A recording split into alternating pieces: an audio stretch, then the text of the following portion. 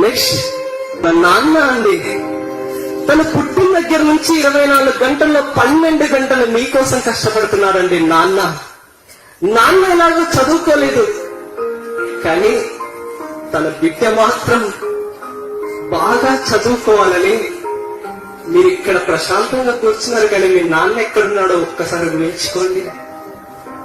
నేను ఎంతసేపు నాన్న ప్రేమ గుండెల్లో దాన్ని ఉంటుంది.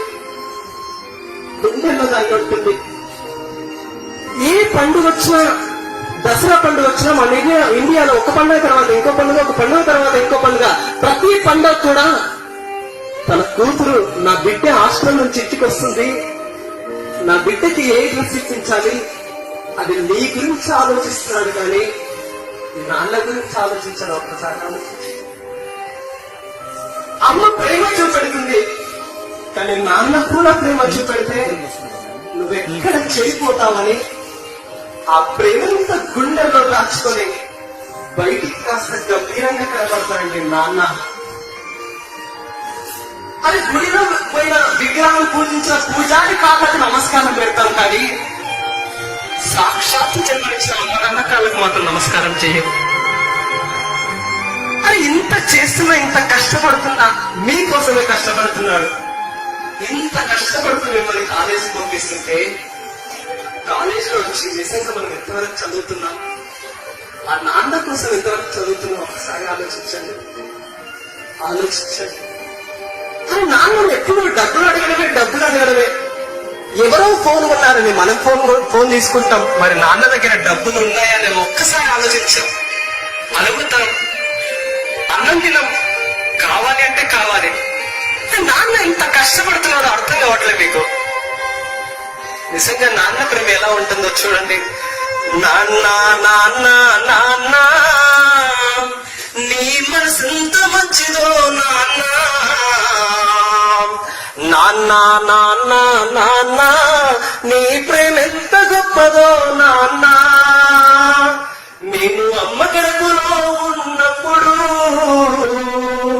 అమ్మ మనసు కష్టపెట్టలేదట, మేము భూమి మీద పడ్డ వేలప్పుడు బాధలన్నీ మరిసిపోయినామట. ముద్దు పెట్టుకొని గుండె కట్టుకుంటావా, ముద్దు పెట్టుకొని గుండె కట్టుకుంటావు, బారసాల చేసి కావులను చూసుకుంటావు. నాన్న నాన్న నాన్న నీ మనసు ఎంత మంచిదో నాన్న, నాన్న నాన్న నాన్న నీ ప్రేమ ఎంత గొప్పదో నాన్న. ఆలోచించండి మై డియర్ ఫ్రెండ్స్, మీరు మీ నాన్నకు కాలికి అక్కర్లేదు, బిల్డింగ్ అక్కర్లేదు, కానీ మీ ఊర్లో ఒక్కరైనా మీ నాన్న భుజం తట్టి ఎంత మంచి కూతురు కన్నావయ్యా అంటే అది ఆ రోజు ఆ నాన్న సంతోషిస్తాడు. ప్లీజ్, ఇంత చేసిన సమాజంలో అమ్మ నాన్నలు ఓల్డేజ్ లో ఉంటూ దిక్కు తోచిన పరిస్థితిలో ఉన్నారండి. ఒక్కసారి ఆలోచించుకోండి ఫ్రెండ్స్. చిన్నప్పుడు నువ్వు అన్నం తినడానికి రాకపోతే సంకలు ఎత్తుకొని నీకు అన్నం తినిపించాడు. వాళ్ళు పెద్దగా ఆకలేసిందమ్మా, ఆకలేసిందా అన్న అంటే కనీసం అన్నం పెట్టిన రోజులో ఈ రోజు మనం ఉన్నాం. ఆలోచించండి మై డియర్ ఫ్రెండ్స్, ఆ తల్లిదండ్రులు పడే బాధ నిజంగా వర్ణాతీతం అండి. అందరూ చెప్పాలి, మాతృదేవో భవ, పితృదేవో భవ, ఆచార్య దేవో సమస్త సుఖినో భవంతు.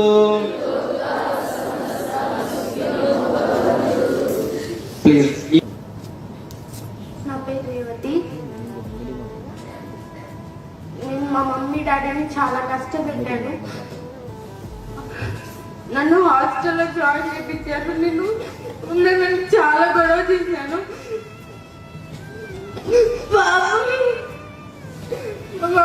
మా మమ్మీ డాడీ చాలా బాధపడ్డారు నా వల్ల.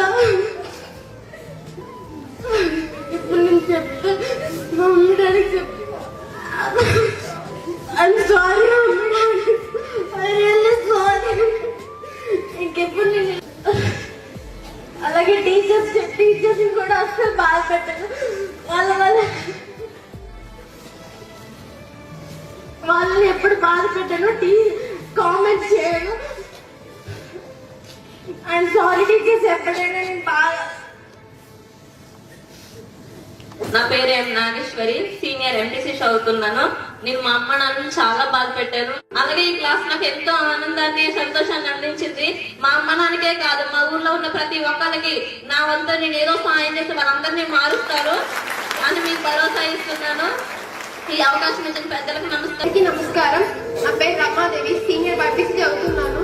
ఒక్కరోజు మా అమ్మ కూర వండకపోతే ప్లేట్ ఇచ్చేసేదాన్ని. నా పొద్దు ఇట్లాంటి కూర ఇంకోసారి వండకని మా అమ్మని ఎప్పుడు తిట్టేదాన్ని. కానీ మా అమ్మ ఆ రోజు నైట్ నా కోసం తీసుకొచ్చి అన్నం తినిపించేది. కానీ మా అమ్మ నేను ఎప్పుడు నేను గుర్తు చేయలేదు. పెట్టారు.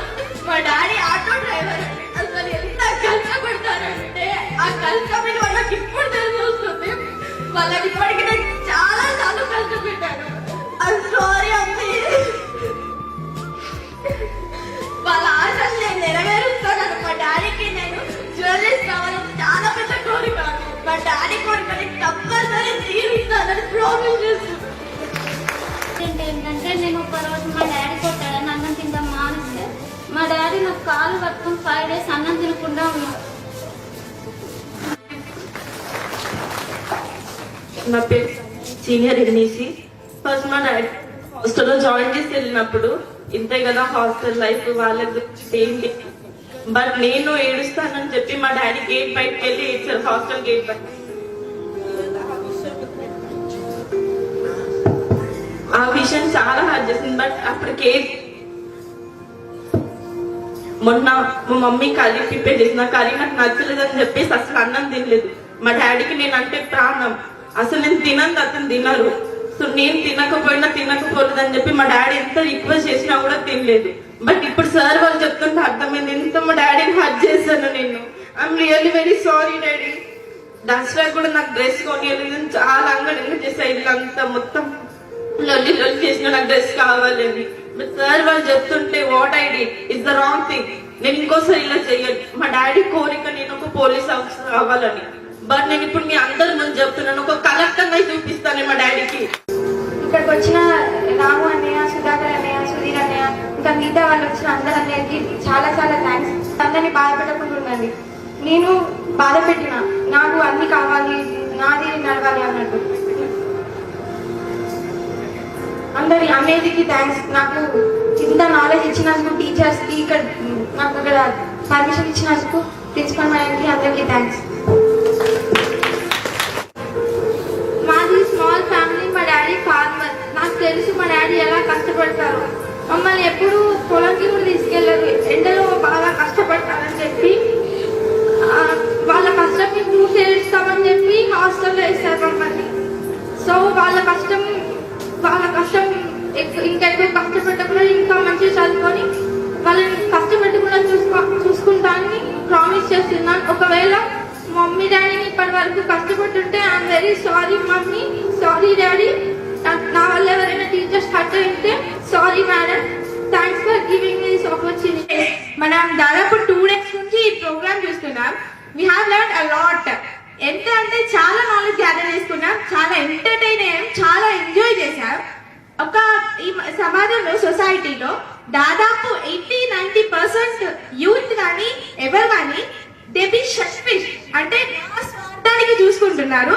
అలాంటిది యూత్, మీరు ఈ ఫ్యూచర్ అని ఇండియా కోసం మీరు బాగుంటే ఈ ఫ్యూచర్ బాగుంటుంది, ఇండియా బాగుంటుందని మనల్ని ఇన్స్పైర్ చేయడానికి, మన క్యారెక్టర్ స్కెచ్ ఫ్యూచర్ లో ఎలా ఉండాలి అని చెప్పడానికి, మన గోల్స్ ఎలా ఉండాలి, హౌ వి విల్ బి అని చెప్పడానికి వాళ్ళకు ఎంత టైం మనకు కేటాయించినందుకు we will be very thankful to them. So please give us this hand. అన్ని నవ్విచ్చి, ఆడిపిచ్చి, పాడిపిచ్చి, చివరికి ఏడిపించినటువంటి సుధాకర్ అన్నని మాట్లాడవలసిందిగా కోరుతున్నాను.